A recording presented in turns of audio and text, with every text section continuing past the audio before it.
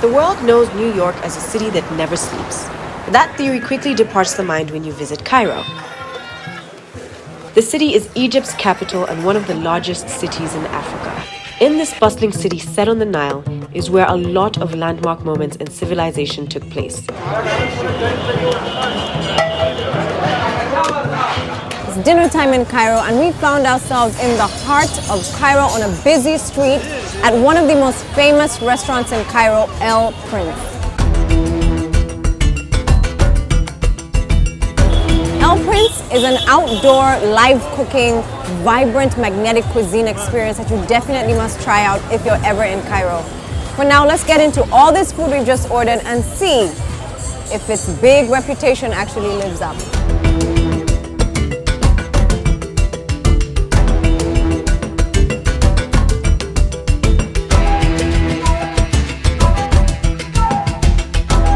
So this is a plant-based soup. They seasoned it with some nutmeg.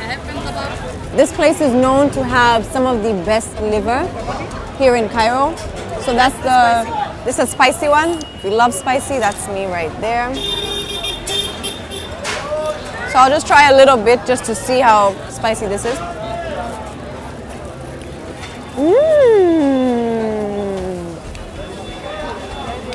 This is nice. I'm gonna try it with a bit of this rice as well.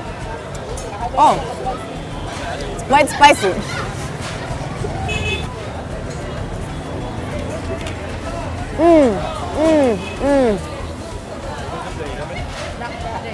Better than the soup for sure.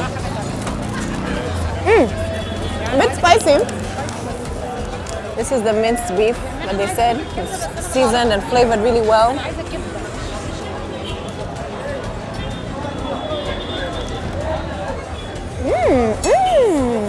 Really flavorful, tastes really good. And there's a bit of spice in there. I've noticed now that everything has a bit of spice and seasoning in there. But this is such an amazing experience. Eating on the street, the sights, the sounds, the smells of this area, definitely a place you must visit if you're ever in Cairo.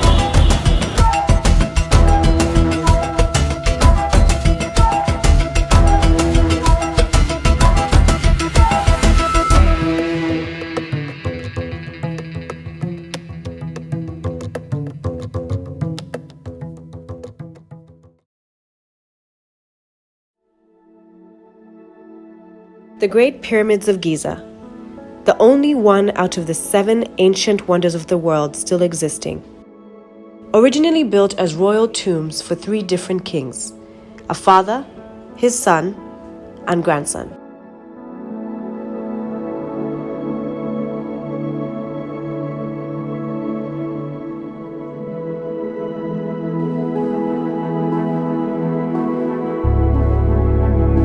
Building a pyramid or a temple or an obelisk, even the information we got about these things, we got it out of maybe incomplete or broken parts of stuff. We got an idea how they used to do it. When we enter the tomb right now, we will see the art and all the beautiful hieroglyphics and inscriptions on the walls that is surviving for 4,300 years.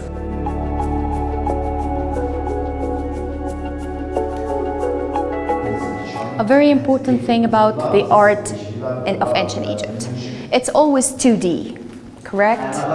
We see it everywhere. Well, the early scholars assumed that this just because they did not know how to do the 3D work. But this is not true. It's more religious purpose. The ancient Egyptians believe they need the body, so they invent the mummification process.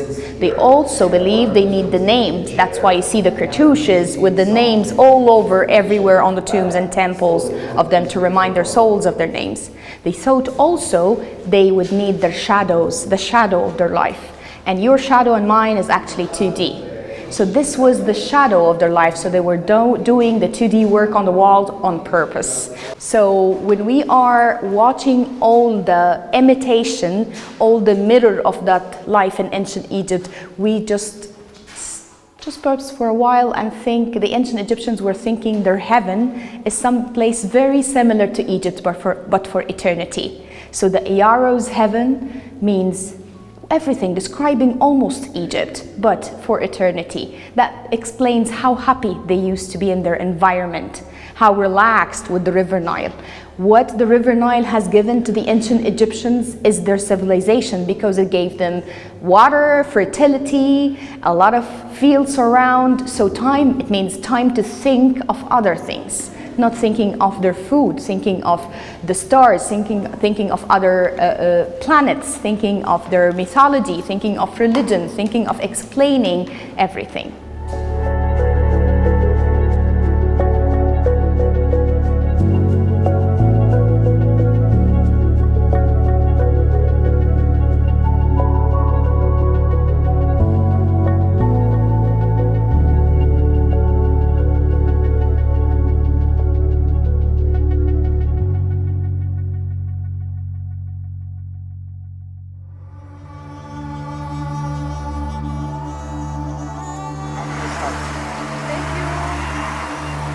So tonight we dine on the Nile, but this time like kings and queens.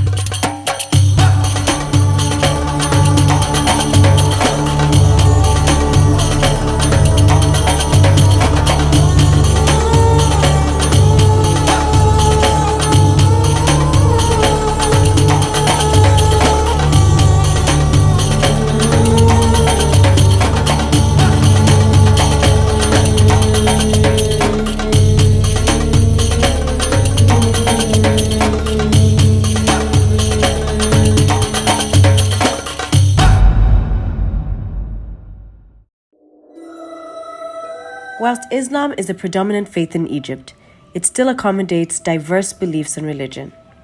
Take the religious complex, for example, a place where all faiths gather, with some of these structures rooted in religious history.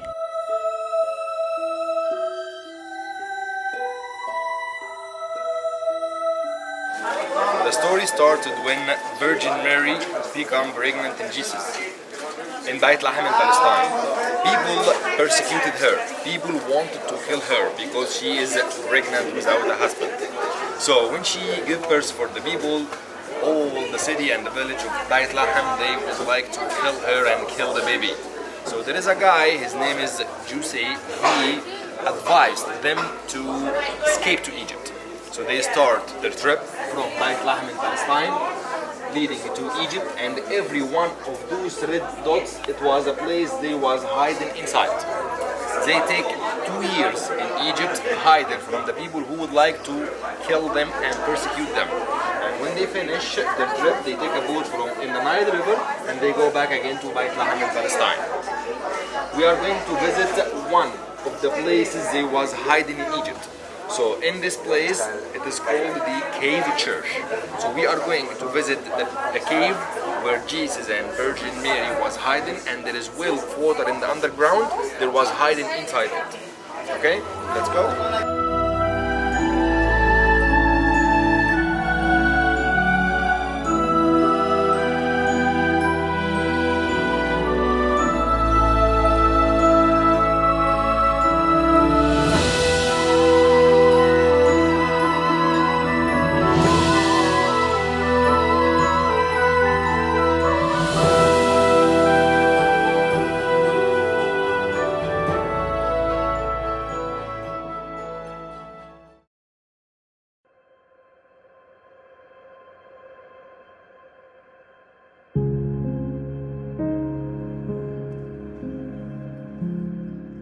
One of the things we are very passionate about is giving back to communities, contributing to solving climate crises. And so when we heard about the Very Nile project, we knew we had to get involved. There are 10 rivers across the world that contribute to all the pollution that we see today in the oceans. Now, the River Nile is one of those rivers that does contribute a high amount, including in the Mediterranean Sea, which is said to contribute just under 50% of the pollution. One of the things Focus on Africa is doing today is participating in Very Nile's initiative of cleaning up the Nile, where we grab our nets, put our gloves on, and take out all the plastic that is polluting our Nile and the water bodies at large. Come on.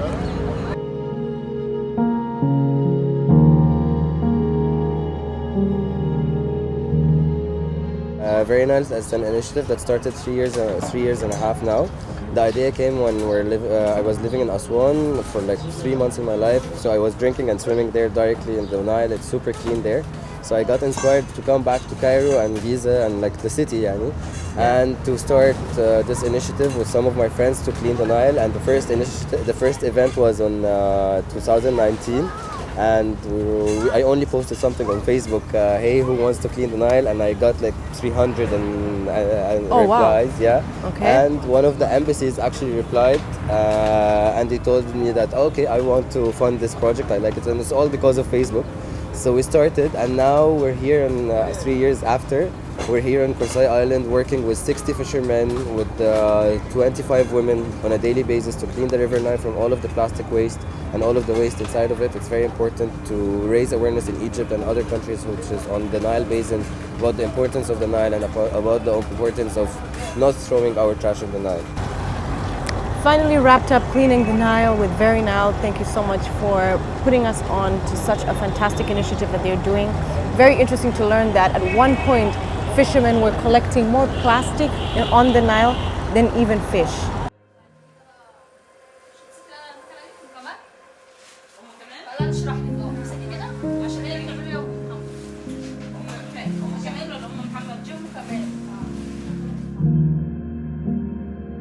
So right now we're in the section of the Very Nile workshop where they make not only bags but also items such as these beautiful baskets that are all made from the litter we were just picking up. Here's one of the bags that they made where they've recycled the plastic bags that we've picked up on the water. And look at this, the time spent to make a bag this beautiful. Mina, please tell us a little bit about what happens in here. We can already see there's a lot of recycling going on. Yes. So take it away. We work with the women from Kursai Island. We work with the community in general. Okay. But we're focusing on women and girls. We try to empower them as much as we can so that they can lead their own project on the long run, or Okay. lead this project actually. Basically, it's an upcycling workshop. We upcycle plastic bags and we turn them into different kind of products. Yeah. We try to innovate with the women different techniques in general. We started innovating crochet products with them, and like there's a different technique actually. Two of the women, they came up with this technique themselves. Oh, nice. Yes. Okay. First, they cut the plastic into turn it into like a huge sheet, and then if it's like a fanny pack, we use like 4 layers of plastic. If it's a pouch, we use 2 layers of plastic because there's a lining with plastic as well, so it's a total of 4 at the end. Okay. And they put the parchment paper and start ironing. Okay. And start by the design process. Sometimes we use techniques like we iron other plastic and we draw on the plastic and then we cut the drawings and then we iron the elements on top of the original sheet, and then it gets fused together. It turns out like a painting. Yeah, really. Joanna's actually making The boats. boats. That's our nice. signature. We put this in all of our products. Okay. So she's making them now. Oh, if we ever see any of your bags, You'll find the boat. we'll find the boat. Yes. Okay. Oh, really, really nice. Really fantastic initiative, and it's amazing to see women being empowered, Yes.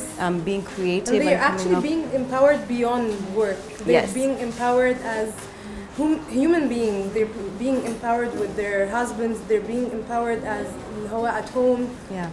It goes beyond work actually. Thank you so much for opening up You're your space to welcome. us. Thank you. And congratulations on such a successful initiative that you're doing here.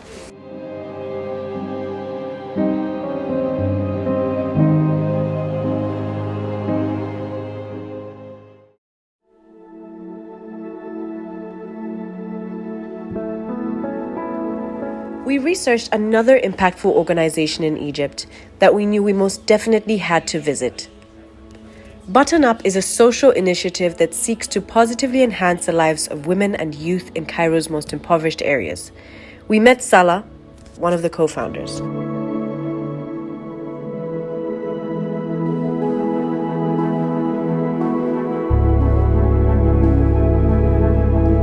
We had the honor of meeting Miss Ameni. She's been with the organization since its inception. She shared with us how proud she was of the work that they do, as it's made great social impact and has received wide recognition from showcasing at numerous exhibitions in Cairo.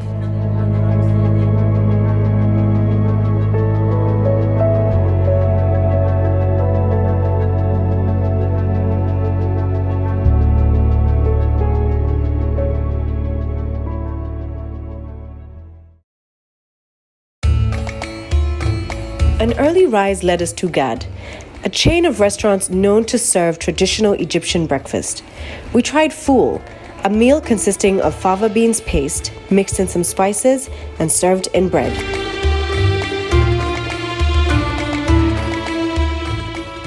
A short drive out of Cairo and you find yourself in Fayoum, a wondrous region in Egypt consisting of agriculture, the Karun Lake, and Wadi El Rayyan waterfalls, all in the middle of a desert. Fayoum is truly one of Egypt's most biodiverse destinations.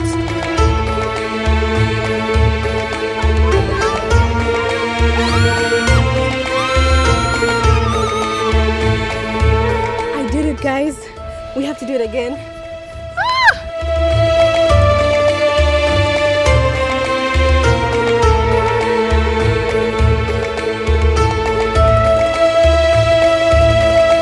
I mean, come on, guys. Have you ever seen desert, greenery, and water in one location? Fayoum.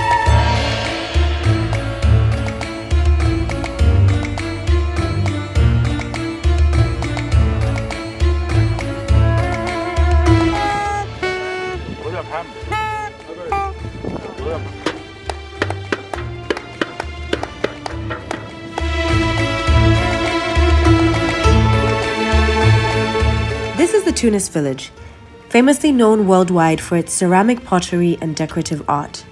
We strolled through Evelyn Street, named after Evelyn Poret, a Swiss ceramist who relocated to Egypt to open a pottery school and made this village known around the world. I visited one ceramist, 21-year-old Ibrahim, who has built a successful business from pottery and even mentors and teaches a younger generation of kids in the village hoping to do the same. This is a beautiful space you have here. How long have you had this space? Maybe 1 year. I opened my special place. I start learning pottery for like 6 years. First, I start with my teacher Ibrahim Samir. He was a manager for pottery school for 15 years old, and I learned from him. And then I stayed with him like 2 years, and then I moved to another workshop. And I stayed work like 7 months, and then I moved to Luxor and I worked there also like 7 months with my uncles. They have their like pottery school. Okay. And then I come and I open more shop with someone together, and then I buy this land and I open my special place.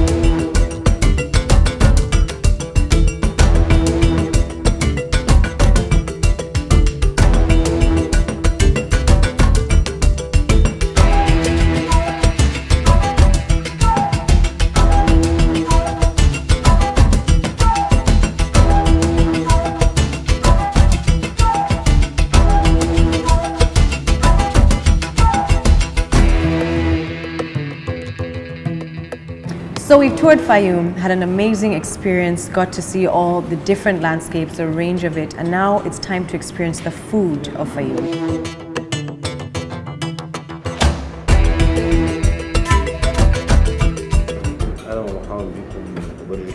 So Chef Ahmed is the chef here at the Auberge in Fayoum, which was the winter rest house of King Farouk in the 1930s, where he used to come here during the time that he would go for his hunting, where he would hunt duck and other birds.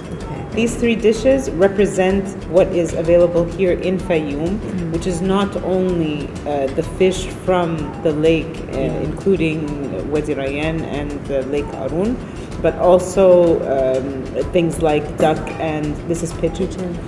And the pigeon, he says, is stuffed in the Egyptian or the Fayoumi way, which encourages them to use the agricultural products that are here in Fayoum. So instead of stuffing it with rice, they stuff it with freak, which is a kind of a wheat, grown here. With regards to the duck, it's also farmed here in Fayoum, and they use all kinds of ingredients that are available in Fayoum, such as onions and peppers, filfil and tomatoes, and then they put green peppers, and they also put the spices such as it's oriental spices, including cumin and pepper and salt. So regarding the fish, he says that they buy it from certain people, and it's actually a kind of an inherited thing. So they start off with the father who now passed on the fishing business to his son, and they only go to specific people. It's fresh; they get it on a daily basis in the morning from certain vendors, so that they can make sure that it's fresh. Like, can I rate my favorite one out of the three? Yeah. I think it's the pigeon. No way. The one I was most worried about, the pigeon, but my favorite was also the rice. Really good rice. And then second best would probably be the fish, and then the duck. Yeah, but really good. And it's also nice to be sat in Fayoum, experiencing the local traditional food and staples here. So thank you so much, Chef Ahmed, for your time. Okay, now it's time to really eat. شكرا يا شيف. This is actually really, really good.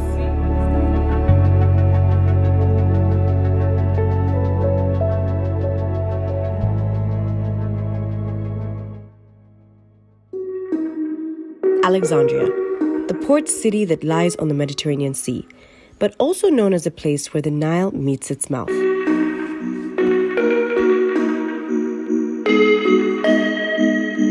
We finally made it to Alexandria.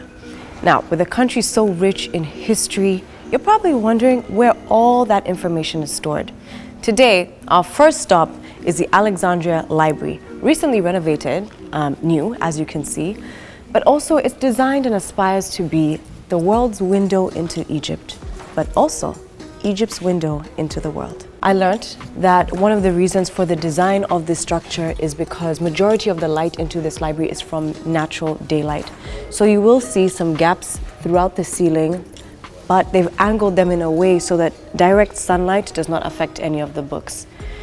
But they're also promoting a lot of the digital age era. The facilities here are used by students, locals, just to gain a lot of insight, but also to maintain and keep their history very much alive.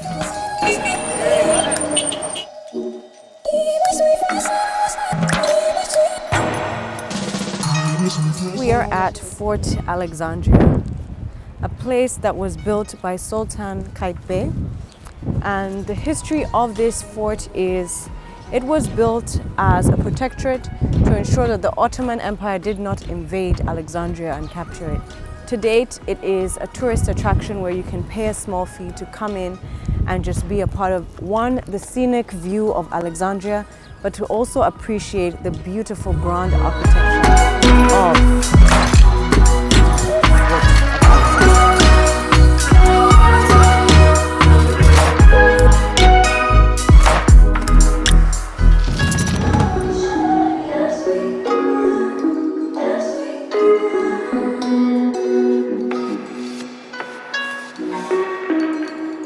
So we're done roaming the streets of Alexandria, and just as we thought, lunchtime called.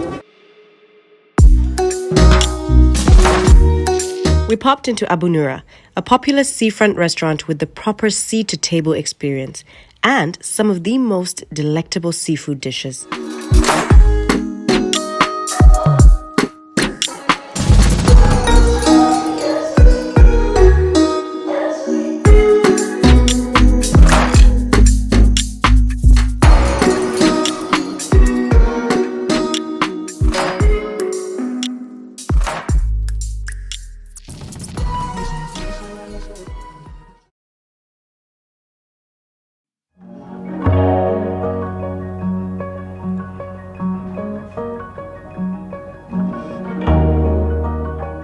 I've heard so much about the marine life here in the Red Sea, how beautiful and diverse it is.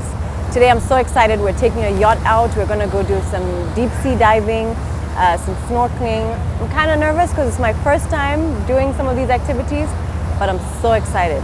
Come on, let's check it out.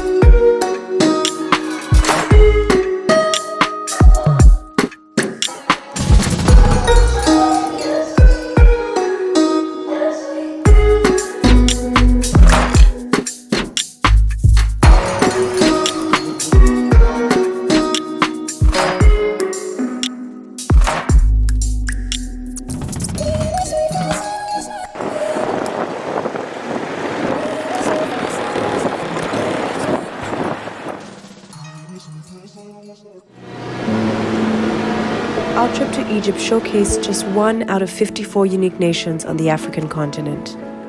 This experience further strengthened our belief in the need for more collaborations.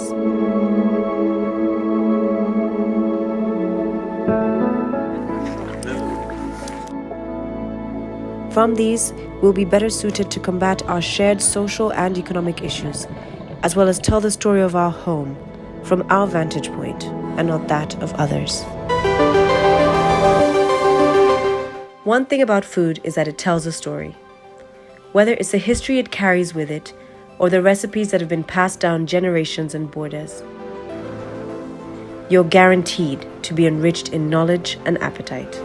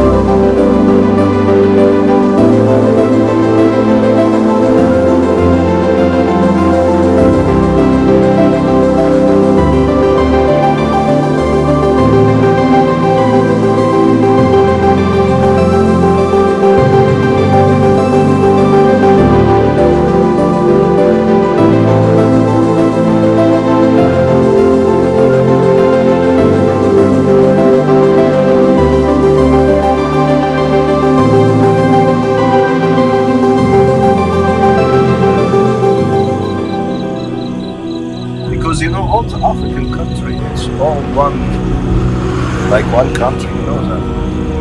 Because we calling it's like you are my cousin. You know why? Because it's like all my family. Yeah, people from Sudan, Chad, and we drink the same water, by the way. Yeah.